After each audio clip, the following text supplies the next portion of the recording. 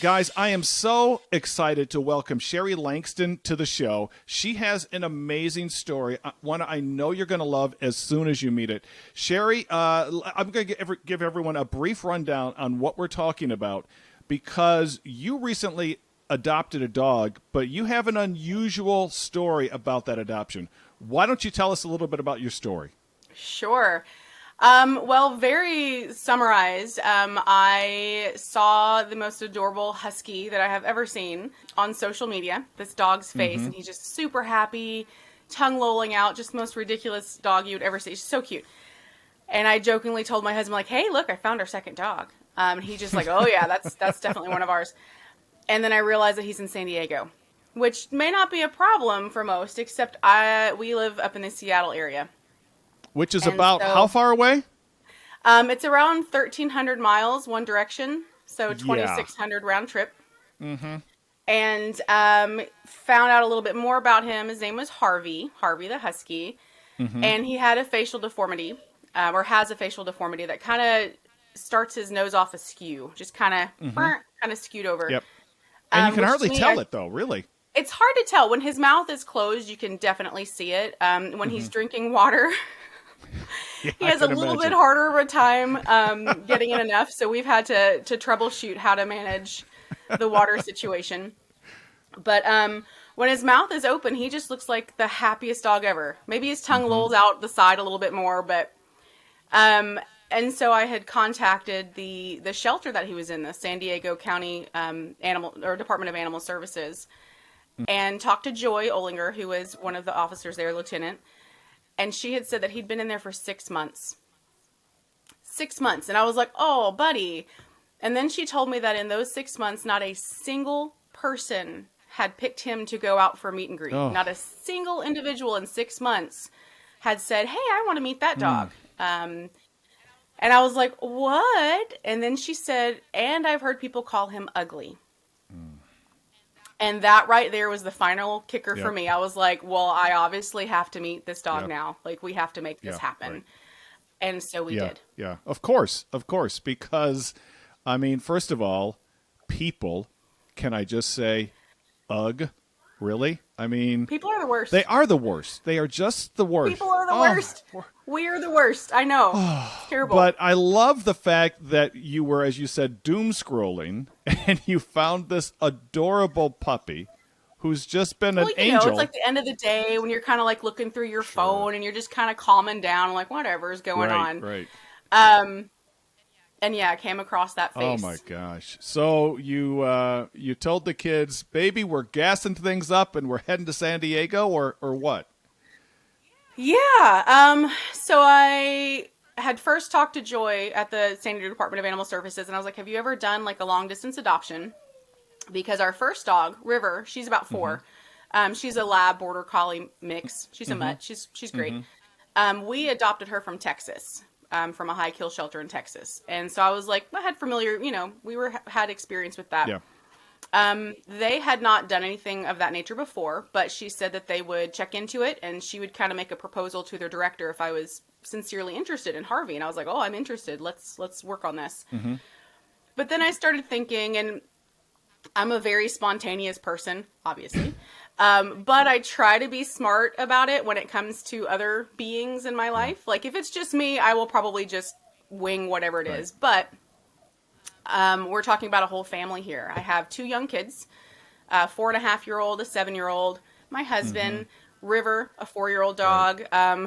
We have 4 cats. I'll tell you that story later. And I knew that in theory, Harvey could be amazing and wonderful and get along with all of us, but it was a big risk to say, okay, I want this dog. Let's send him up to Seattle and make him go through this whole trip, and then it not work out. Right. And so I was like, if this is going to happen, we need to meet him. Right. I needed to make sure that he loved my kids as much as they already loved him just from a picture. Yeah. And I needed to make sure that River, who loves dogs, like she's her happiest at a dog park. Like she loves other dogs, but I still needed to make sure that he and River got along. Maybe he didn't like River. Absolutely. So I felt it would be a little irresponsible to just say, okay, ship him up here. Let's see what we can do. Although we've done it before.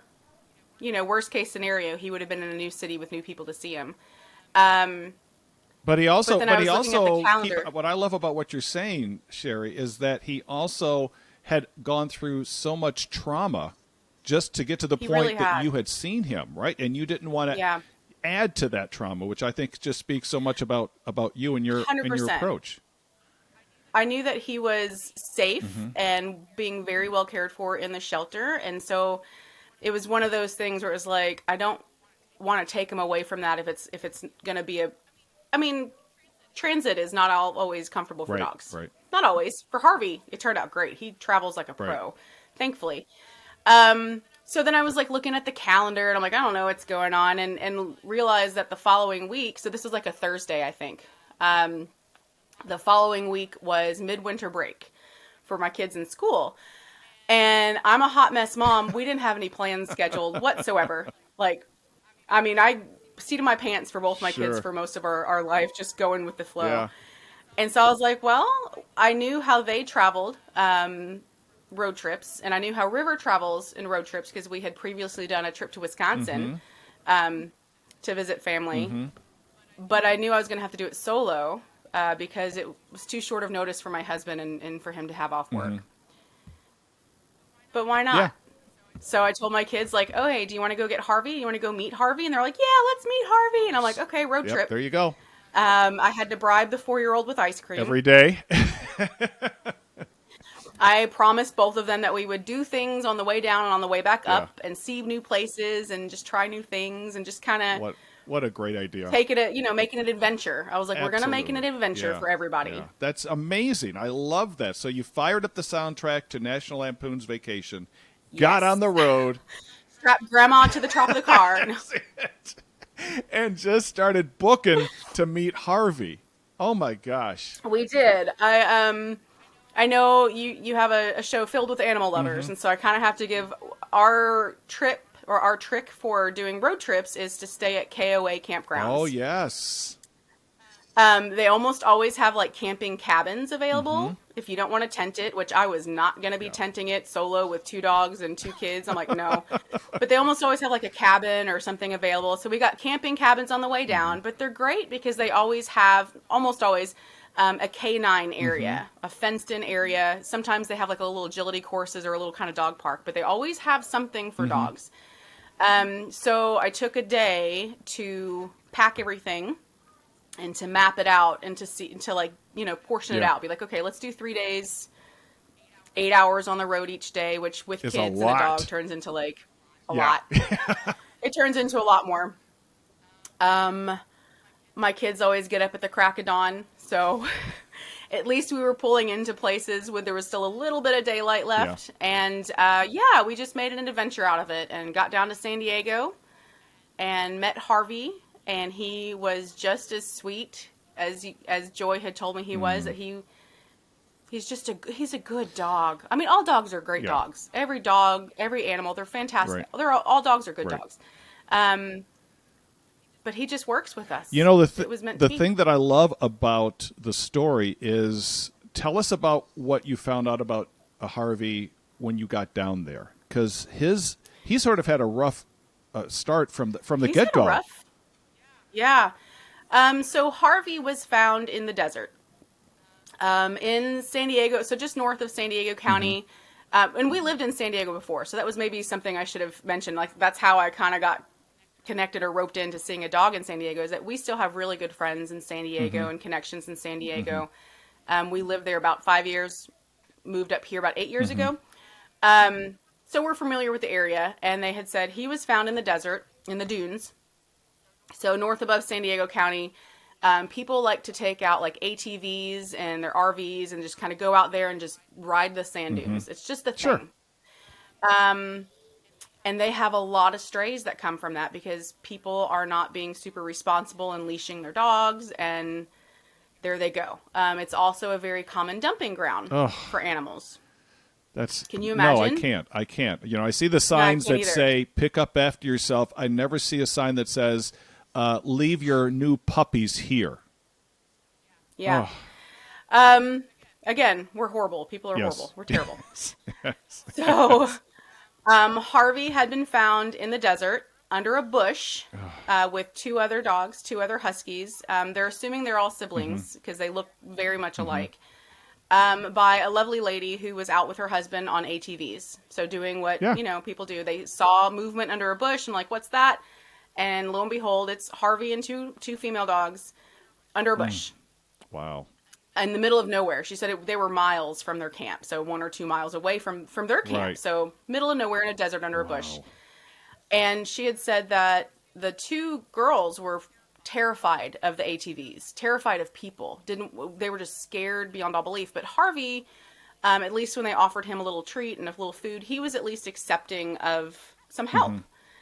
And she said the only way, like he is the only reason that the other two dogs are alive because he was able to, he was following them. And she said for miles. I'm not sure what that translates to, but he would follow them, but he would circle back and make sure that the girls were still following him. Oh my gosh. And so he kind of kept them as a pack and made sure that he didn't leave them behind. Wow. So he I'm followed, like kind of like a little so verklempt you and me both. So he followed the ATV riders back to their campsite, but circled back around to make sure that his siblings were still with him. Yeah, he just kept making sure until he would pause and kind of like walk around and make sure that they were following. So they got back to the camp, and she said they didn't have any dog food because, you don't expect to find dogs in the desert usually. Right. And so they fed them chicken and hamburger and strawberries. Okay. All right. And the reason I mention that is because Harvey still loves strawberries. Oh, that's great. He does. Oh my gosh. I offered him a strawberry and he was like, oh, and like he has such a soft mouth. Kind of took it and then like ran over and was like, he loves strawberries. That's amazing. It's great. I don't know if it's because he equates it with being rescued or he just likes strawberries, but so they had a good meal, and then she wasn't able to keep the dogs because they had just recently sold their house and were kind of in transition. But she always checked up on their story, which is how when she saw our story, she messaged me and was like, is this the dog that you got? Sent me a picture of Harvey, and I'm like, yeah, that's Harvey. What do you know? And she explained it all to me. Oh my gosh. So they were able to get them in the car and load them up and take them down into San Diego County, where the Department of Animal Services came and picked them up and brought them to safety. If you did not already know that you were taking Harvey before you heard that story. Oh. I mean. He was in the car with me. Yeah. Like it was a pit stop. I was gassing up and I saw a new message request. I was like, what's this? So I immediately, like after hearing this, I'm kind of like, I was tearing up and I went back there and I opened the hatch and I was giving them all love. And I'm like, you're a little hero, buddy. Like you saved the other two dogs. Oh my word. He's a good pup. He is. Yeah. And I know that you, as you mentioned, you were concerned about how he was going to work and interact with your family, which again, I think is the responsible thing to do, right? Because we all love the Walt Disney story, but we also know everybody loves that it. you got to be responsible as a pet owner, right? Well, and as a parent, too. Right. Yeah. So tell us, kind of one of those things. Tell us how that whole interaction worked, because this is just fantastic. Sure. So it was interesting. I kept telling my kids on the way down, I'm like, I already love him. You already love him. We saw videos of him. Joy had sent us some videos of him in the office. So we had a really good kind of feeling for this puppy. We're like, oh gosh, he looked like he was just a lot of fun and very sweet. But I kept telling them, some dogs don't know kids. Some dogs have never met a child, have never seen a child, and they don't know what to think, and it makes them nervous. And sure enough, when we were traveling down, we stopped at a dog park in Sacramento to visit with a friend and let River get some, wiggles out. And there was another husky that was there who had never seen children before. And he was very, very apprehensive and barking and stuff. And my oldest turned to him, he goes, oh, okay, he just doesn't know what a kid is. And I'm like, yeah, he doesn't have a clue what a child is. You're a miniature adult, and he's weirded by this. He doesn't understand it. So they were prepped and ready to kind of accept whatever Harvey's decision was. So at this point, we knew we were going to get Harvey, but we were, okay, we're going to accept his decision. And so when we first met him, so we pulled into San Diego Tuesday night. We were there when the shelter opened on Wednesday afternoon. And I let my kids be themselves while we were waiting for Harvey in the yard. They have like the little area, the outdoor areas, which means they were loud and they were running around like feral crazy kids because they're 4 and 7. that's the best kind Right. of kid. They're 4 and Yeah, 7. right. The 4-year-old had like a brand new goose egg on his head because he like ran into a corner inside the building while we were waiting. Of course, like, yes. I let them be themselves, and so they had made up some game where they were like throwing this ball thing around that they had found on the trip, and just being loud and very, very lots of movement. Yeah. And I wanted to see Harvey's reaction, and so they brought Harvey in, and he just kind of like stood there and was just kind of like head cocked. And he was just kind of watching, and he was like, all right, well, this is what we're doing. And he just he was fine. He did not react to them being children. Come on. So then I had the kid, each of my kids come over to me one at a time. I was already petting Harvey. He was leaning into me. He was loving the head scratches. He was just loving the love. Oh. And he walked up to each one of them and like kind of nuzzled their hand and like sniffed him a little bit and then like leaned into him. So my oldest immediately, he was like, he likes chin scratches, Mom, and was like loving up on him. And Harvey was like, yeah, cool. You guys are cool. All right. I like this. So that I was like, we passed the first test. Awesome. Yeah. Then the second test one was more meeting test left. River. Yeah, well, Yes, 2. yes. My River and then my husband, because some dogs with trauma, with, a background that Right. you're not familiar with, Right.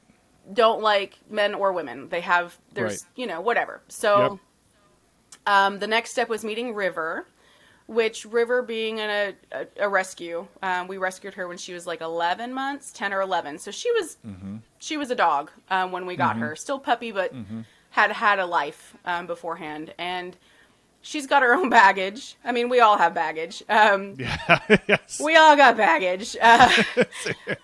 But she... Amen, sister. Right? So she puts up with our stuff. We put up with her stuff. It's great. Right. But for her, she has leash reactivity. So she loves other dogs so much so, and there's so much excitement that builds up when she sees another dog, that if she is not able to immediately go and meet that dog and sniff and like introduce, that excitement turns to frustration, which builds into almost what resembles aggression. She's never bit anybody. She's never actually done anything, but she can be she's big. She's a 75-pound big dog. And so I was really communicating that with the staff member, and I was like, I'm a little nervous how this is going to go, because on a leash, River has issues. And they did great. I was shocked. Harvey deferred to her immediately, which she's bigger and she's older, so okay. But he deferred to her, let her sniff to her heart's content, and he was like, I'll sniff you a little bit too. All right, cool. She was just like, all right, he's a dog. Cool, whatever. Oh, and he was like, all right, I guess. And then I wanted to check to see like kind of we were going to get him at this point anyway, but I needed to kind of figure out what I was in for at this point. Right. And so I had them both sit, and I was able to give them treats individually next to each other. And there was no guarding. There was no jealousy, right? Like, this is unheard of. What?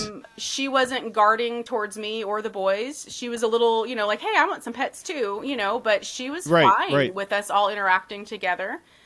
And I was like, all right, Harvey, and I kind of asked.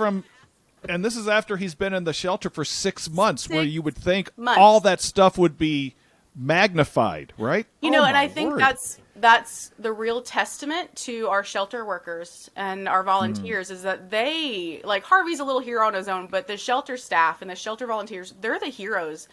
They're the ones that keep these dogs happy and healthy and engaged and enriched for their entire existence at the shelter. Because he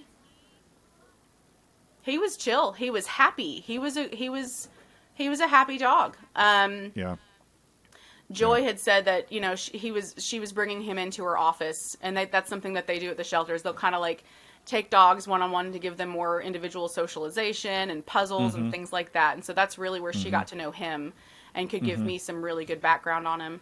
But, it was great. He was just kind of, he's fine. He was good with us. And so I was like, yes, we passed the second test. Woo! That's right. The third test was meeting my husband.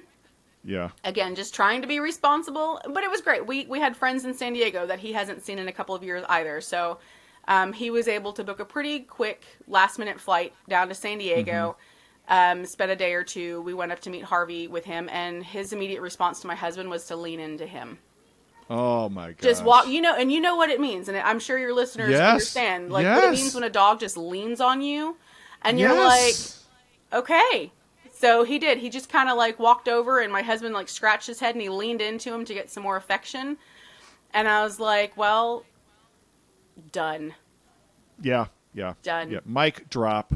There you go. It's just a good I mean, dog. I think I've counted at least 4 or 5 times where the music would swell up at the end of this Disney feature. Yeah, right? And it's amazing. It's a beautiful dog. Oh my god. Yeah. The sun comes through. Yeah. Yes. Everything's sparkly. Yes. Oh yeah, I get it. Yeah. Everyone's 15 pounds slimmer. The car is nicer, right? Wait, I'm going to back up a little bit. Let me see if I can stretch. There you go. There we go. Take off those So extra how pounds. old is Harvey? How old is Harvey? They estimate him to be 1.5 to 2, which because they usually can estimate a dog's age by the wear of their teeth, but because he has that deformity, it's harder to estimate. They can kind of, but because his teeth are wearing differently, they're not 100%. So they say about 1.5 to 2, which with his activity level and energy level, I would say that is very appropriate. That's a good guess. The he's thing got a that lot. also amazes me, though, is that he's 1.5 to 2 years old, and he's spent 6 months in a shelter. So he has spent a ridiculous amount of time in his life in a shelter, which is, look, God love that we have shelters. We need them. But, I mean, that is just not the place for a young dog to be at and not come out without socialization problems, right? I mean, that's and then just I what could only happens. imagine, like, I know anthropomorphism, we shouldn't be giving animals like all the human emotions, but dogs are mammals. They're close enough, man. I know they I know they share a lot. And I'm going to cry if I talk too much about it, but thinking about watching people walk past him or say something not so nice to him. Just stop. You're going to make me cry. Just stop. I mean, so come on. For him Who's to come cutting out onions back there? For crying out loud. Well, and I think that's with every animal that's been in a shelter, when they've been rescued and they know that they're home. Yeah. The amount I of, have been of able relief and happiness and joy that they have and share with you is just priceless. Look, I'm like, oh gosh. Yeah, it's incredible. I've been able to rescue a couple of the best dogs I've ever had were from rescues. And one of them was a golden retriever Newfie mix. Oh, big dog. Yeah. Lots. I know. So you've dealt with the undercoat issue. Oh yeah, yes. That's why all my furniture, I like it to be brown or tan, and all the interiors of cars, I like those to be gray or something that can cover. Yeah. Well, we have hardwood floors, so at least the fluff balls move along instead of getting embedded. But every time, like Harvey has a TikTok now. I make cute little videos just from him, and it started off as a way for bonding with my kids because they liked helping me put together the videos. They liked picking out the music. They liked picking out what he was saying. So I kind of used that. People were requesting it, so I'm like, oh yeah, sure. But I use it as kind of another tool for my kids to connect with him some more. The 4-year-old is getting won over by Harvey. It's taking some time because Finn holds grudges. He's 4.5. But I was like, buddy, why aren't you? He's like, he stuck his butt in my face when we were driving up.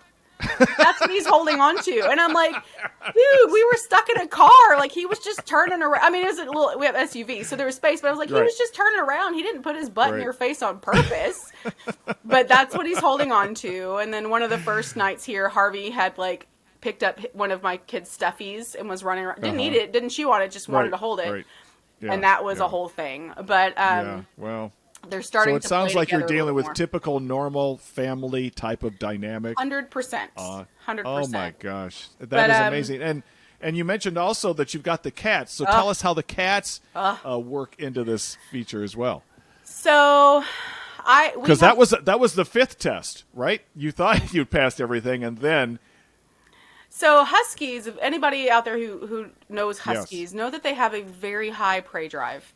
Absolutely. And like many other dogs do, River is a border collie lab, so she's not as high, but she does want to herd things. Like Yeah. she does Yep. like to kind of nudge and herd things. Like Jax, who is a border collie, English collie mix. 100%. Yeah, right. Yeah. So she's great though. So my cats are familiar with dogs. A new dog was a new thing. And we didn't know exactly how Harvey was going to behave around cats. He had seen them in the kennel and he had not, she said, you know, he didn't really care. You walk by, he did not respond or react whatsoever to cats. And, so I was like, well, we'll see. You know, it's different sitting there than one running away from you. Right. So we just made sure to set up really safe places. So when we decided we were going to actually, to be honest, I had already bought his dog bed and I had already bought all of his things and had it ready before we even met him. We're just going to be honest there. I pretty much knew he was my dog. I had the same feeling about him as I did River when I saw her picture. I was like, that's our dog. So same. Yeah. So I was like, okay. Yeah. And I knew there was going to be a lot of bribery involved. So I ordered a lot more treats, extra, you know, kitty tuna. We got them a new cat tree and set up our master bedroom to be like a really safe place for the cats. So they have this super tall cat tree that's like 86 inches or something tall. So they have good high places to perch. We have sliding glass doors that go out to the back porch that the dogs have access to. And I had to change out the door in our room to a much smaller one that a dog couldn't fit through. Because I was like, I see what that's going to happen. And he tried, but then he was like, my head won't fit, Mom. And I'm like, there's a reason for that, doggo. That's right. There's a reason. So it was kind of one of those of just, you got to be smart about it. And you got to let them take their time and have really safe introductions and set up safe places for everybody. And then just see how it goes. And so we have 4 cats. Never expected to have 4 cats, but Angel is 21 years old. Wow. She's a story on her own. Wow. Yeah, she's really old, but she gets around great, and she's very vocal. Not in any pain or anything. She's a happy, demented cat, like they are at 21. So the reason we have 4 cats is her litter mate passed away around 6 years ago. And I thought, oh, she must be lonely. She's the only pet in the house. We didn't even have River at the time. I was like, aw, poor kitty. And so I thought, let's get her a companion. No. Yeah. And that's how we ended up with Nimitz, who is 7, almost 8. And he's a lover. He has only ever wanted to snuggle her and lick her and, you know, groom her. She wants nothing to do with him. If you are not a human, she wants nothing to do with you. Get away but here from we have, me. Right? She's like, no, you don't have hands to pet me or give me food. Forget it. I want nothing to do with you. So she's a crabby little old lady and she gets what she wants because she deserves it at 21. I'm like, whatever. Okay, you can have your thing. But then we have Nimitz now, who is just wanting to snuggle and want companionship, and we're a really busy family. So a couple years went by, and I had a friend have a pregnant barn cat show up on her doorstep and had kittens. And she's like, what am I going to do with all these kittens? And I'm like, all right, we'll take 2. That's right. Because why not? Right? Well, because why not? But it's one of those things. It's like I didn't want to just adopt one, rescue one kitten, because what happens if Nimitz didn't get along with him? Then I'm left in another position of like, what do we do? So at least the kittens would have each other, and then whatever. Yeah. But thankfully, Nimitz adopted them himself, like right away. We rescued them, and within a day, Nimitz was over there grooming them and taking care of them and just being the sweetest big brother ever. So that's how we have 4 cats. Is Angel gets to here's the cats right now.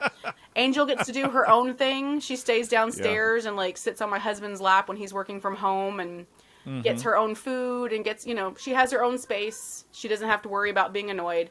And then the 3 other cats are typically upstairs, kind of hanging out together like little 3 amigos.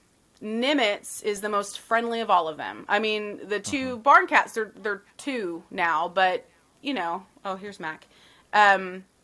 Mac and Momo are the youngest. So we've got Angel, Okay. Nimitz, Mac, and Momo. Mac and Momo. Got Mac it. and Momo. And they're skittish. Like, that's just in their temperament. They're always going to be a little bit more hesitant. It doesn't matter how, we brought them up. Doesn't matter.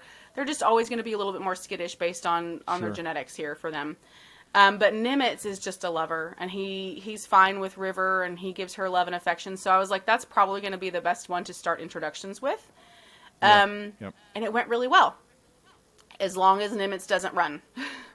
Yeah, right. Yeah, as long as he doesn't run. And so Nimitz gave him a nose boop the first time they met, which I was like, awesome. I don't know if Harvey had ever heard a cat purr before, because once Nimitz started purring, Harvey's demeanor changed. He was like, "Oh, what is that? Is he growling? I don't know." The head cocks, and there you go. He was just like, "I don't know what this is, Mom." But Nimitz, so slowly and surely, and they were sniffing each other, and that went really well. And we just kind of make sure that there's not a chase situation. Right. But on the same token, we are working with trainers. Yeah. River came with baggage. We have amazing dog trainers that kind of work with us, because I'm like, I know animals, but I am not the expert on dogs and cats. Like, that's so let's talk to some experts about this and get the animals, get them the help that they need.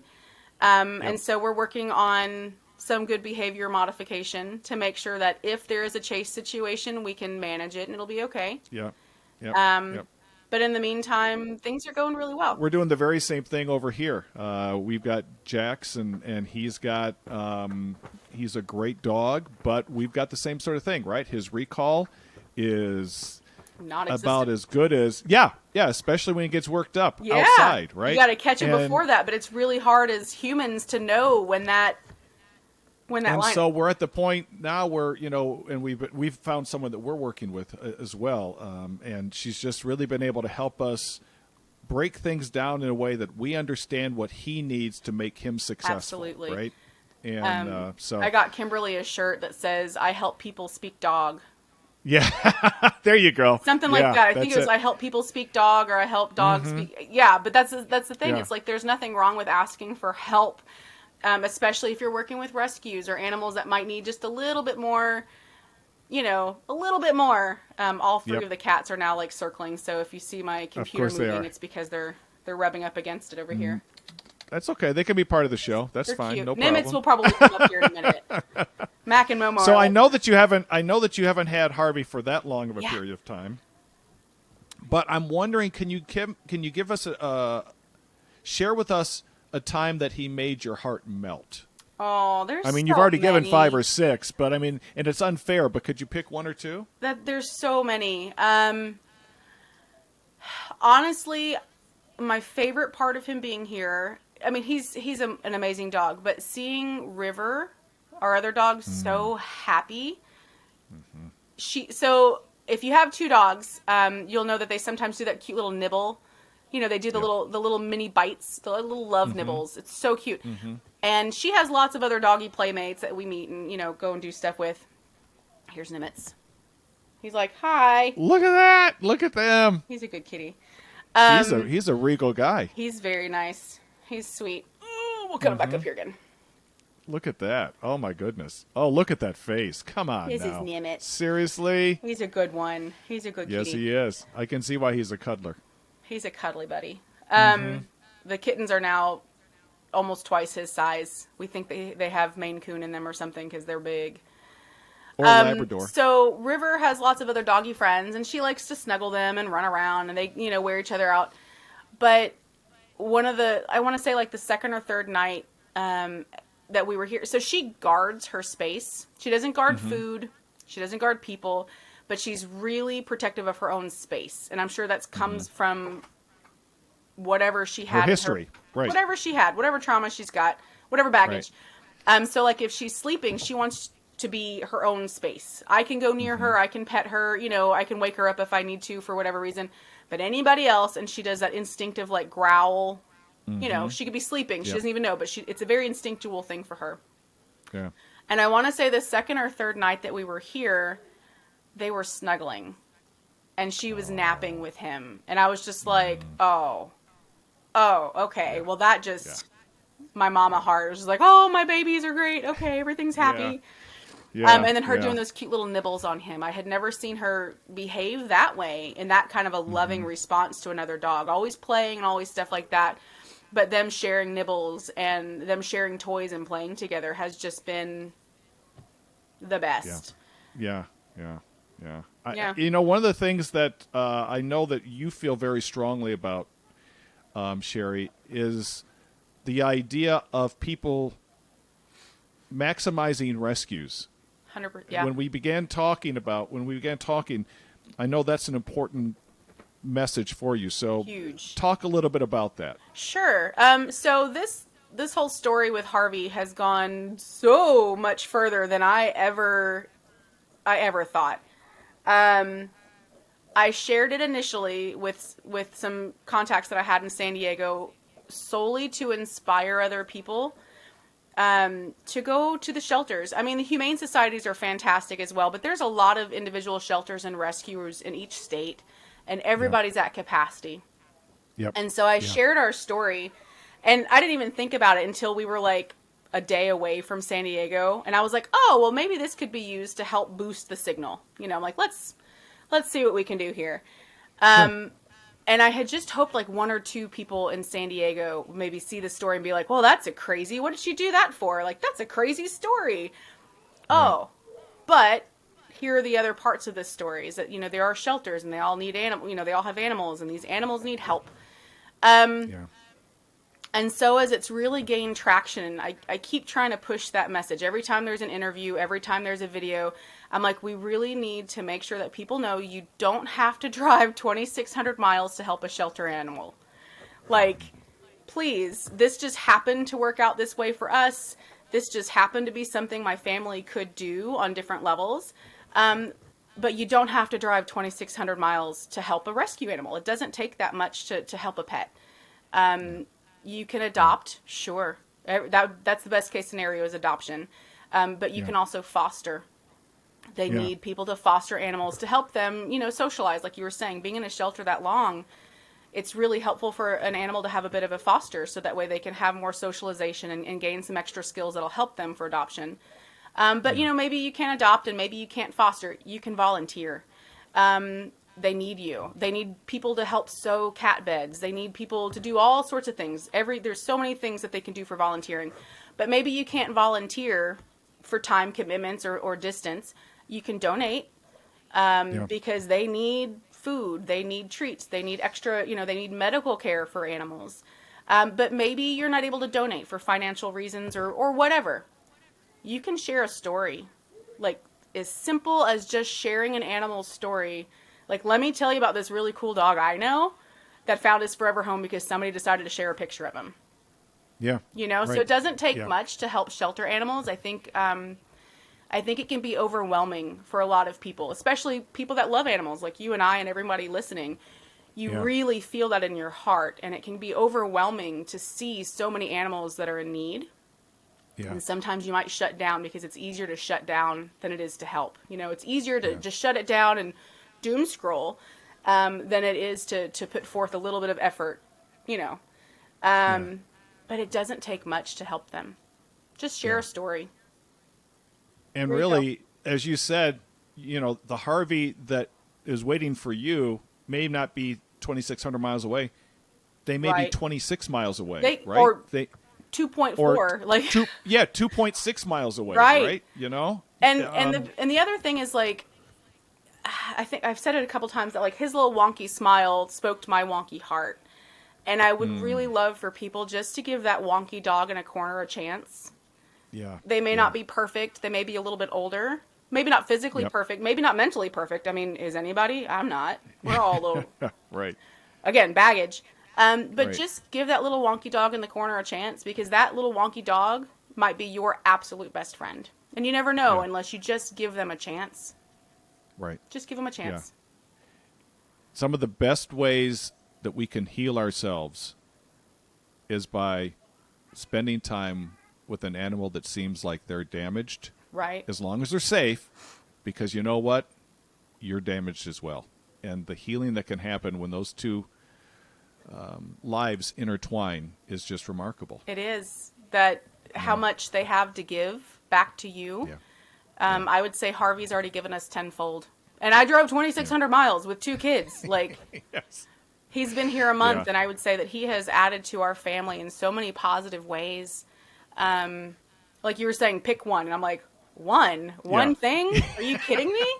I But know he's it was just so unfair. cute, and he's Yeah. just so loving. And it breaks my heart to think, selfishly, I'm glad nobody gave him a chance, because he's mine now.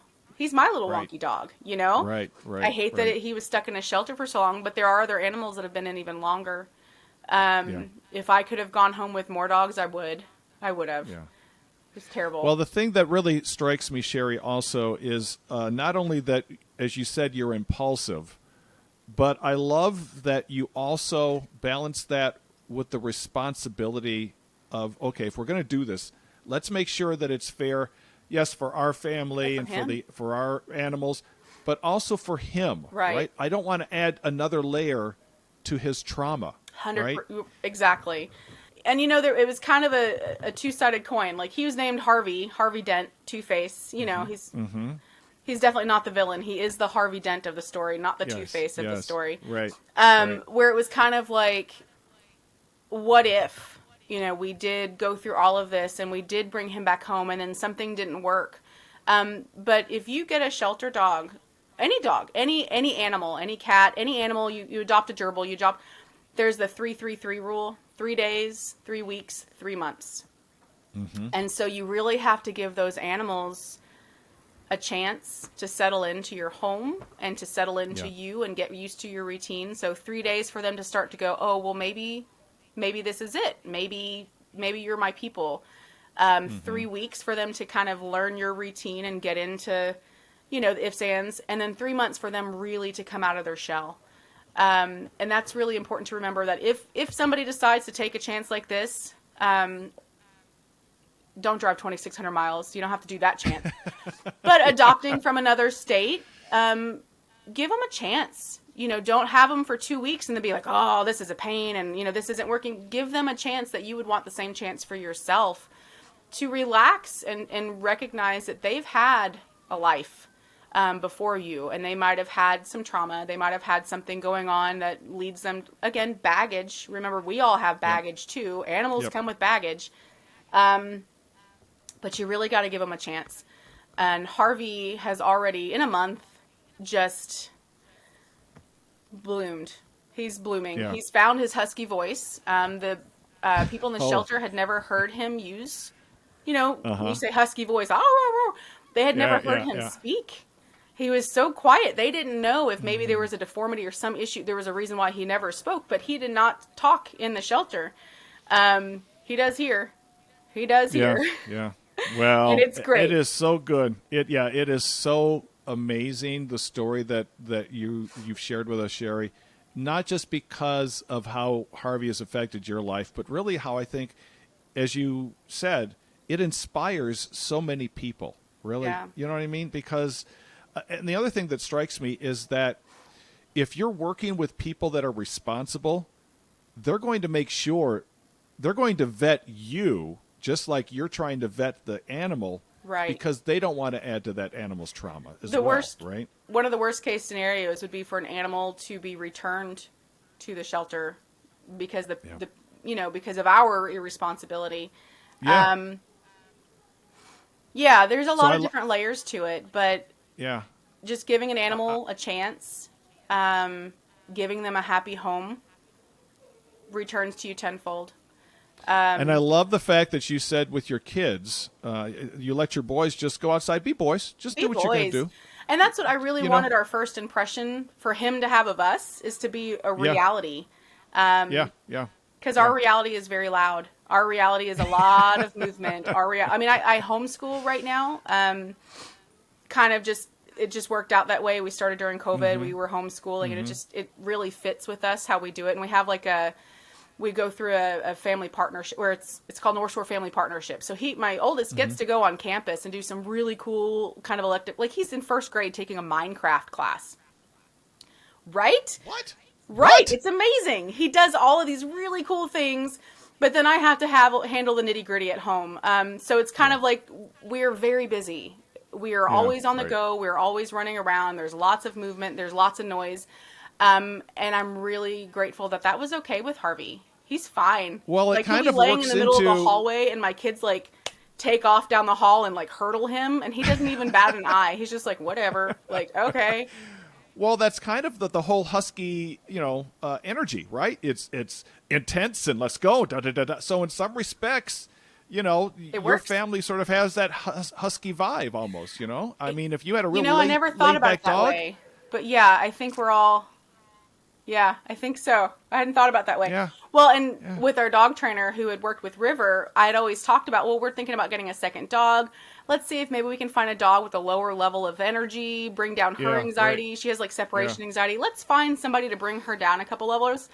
And so I immediately had emailed Kimberly with Crawford Canine Connection when we got Harvey. And I was like, hey, I'm a glutton for punishment. I got a husky. And she was like, what? That is not what you were talking about doing. But it works. Yeah. He wears her out and her separation anxiety is down. They're happy. It just Yeah. works. So Yeah. take a Yeah. chance. Yeah. You never know. Yeah. Sherry, I think that what you're saying is so good, and I love the fact that with all the stories that I read about your family, the sentence that I think struck me the most is the one that often ended, and it said that he's as happy as can be. And I think that he's not only happy, it's obvious that you are happy as well, and he has been such a blessing.